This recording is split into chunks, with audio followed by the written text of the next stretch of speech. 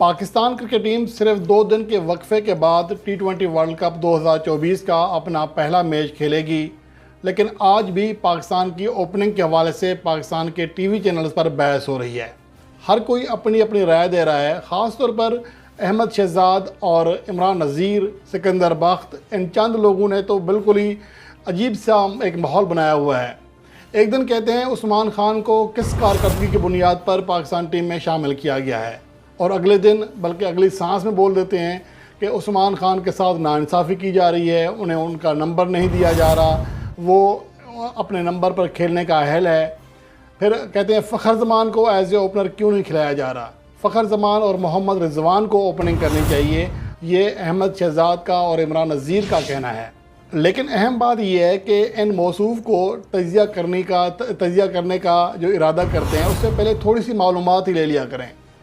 मोहम्मद रिजवान की कारकर्दगी ना सिर्फ पाकिस्तान में बल्कि दुनिया में सबसे आगे है ही है, लेकिन इसके साथ साथ क्या वो बता सकते हैं कि इनके साथ दूसरा कौन सा खिलाड़ी है जिसने हालिया अरसे में पाकिस्तान के लिए सबसे बेहतरीन परफॉर्म किया है as a opener. Saim Ayub को बहुत ज़्यादा चाहत के साथ एज ए ओपनर लाया गया। क्या उनके आने से पाकिस्तान टीम के पावर प्ले में ज़्यादा रन्स का, रन रेट का, स्ट्राइक रेट का मसला हल हुआ? क्या पाकिस्तान की शिकस्तें कम हुई या मज़ीद दुगनी बढ़ गई? ये भी एक सवाल है। और उसके साथ साथ फ़खर जमान ने 2024 में जो परफॉर्मेंस दी है, अपने पूरे कैरियर में किसी भी साल में एज ए ओपनर या एज ए नंबर 3 बैट्समैन कभी भी इस तरह की परफॉर्मेंस नहीं दी है। फ़खर जमान आज से नहीं बल्कि 2021 से ओपनिंग के अलावा दीगर पोजीशन पर तीसरे या चौथे नंबर पर बैटिंग कर रहा है। लेकिन आज अहमद शहजाद को ये एहसास हो रहा है कि नहीं जी, उन्हें उसका ओपनर जो ओरिजिनल नंबर है वो मिलना चाहिए। यार ओरिजिनल नंबर क्या होता है मुझे ये समझ नहीं आती। जब इंसान पैदा होता है उसके ऊपर नंबर लग जाता है कि तुम इस नंबर पर खेलोगे।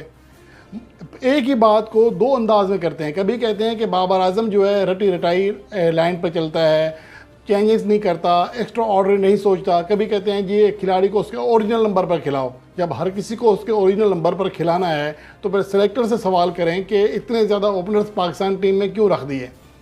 और अहम बात यह है कि फ़खर जमान अब पुरानी गेंद के साथ पूरी तरह एडजस्ट हो चुके हैं, रन्स करके दे रहे हैं और वो चौथे नंबर पर बेस्ट परफॉर्मेंस दे रहे हैं। अब उनको छेड़ने की मुझे नहीं समझ आती कि क्या मंतक है।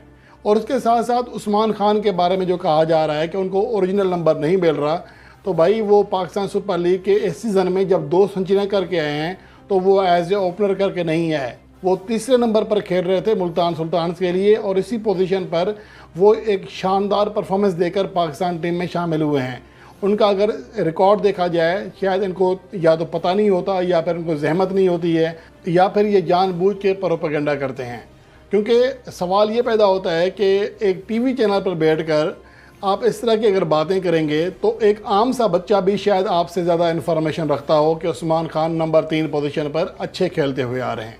सबको पता है कि फ़खर जमान चौथे नंबर पर ज़्यादा परफॉर्मेंस दे रहे हैं और एज ए ओपनर वो पाकिस्तान सुपर लीग के इस सीज़न में भी नाकाम हुए और 2018 से लेकर आखिर तक जब उनको आखिरी 19 इनिंग्स खिलाई गई थी तो उसमें वो एक भी 50+ इनिंग्स नहीं खेल सके थे। लगभग 2.5 सालों तक वो एज ए ओपनर मुकम्मल फ्लॉप रहे थे। तो आज फिर इनको इतने अरसे के बाद कैसे ये जज्बा जाग गया? नहीं जी, असल में मसला क्या है, अहमद शहजाद को एक मुतनाज़ बयान देना होता है ताकि लोग उसके ऊपर रिएक्ट करें। ये चाहत फ़तेह अली ख़ान की दूसरी कापी बनना चाह रहे हैं। लेकिन मसला ये है कि लोगों को सोचना चाहिए, ख़ास तौर पर टीवी चैनल वालों को सोचना चाहिए कि हमने किस नमूने को बिठा दिया है जिसको क्रिकेट की सेंस का पता ही नहीं है। दूसरों के स्ट्राइक रेट पर ऐसे बात करते हैं जैसे इनका अपना स्ट्राइक रेट 150 का हो।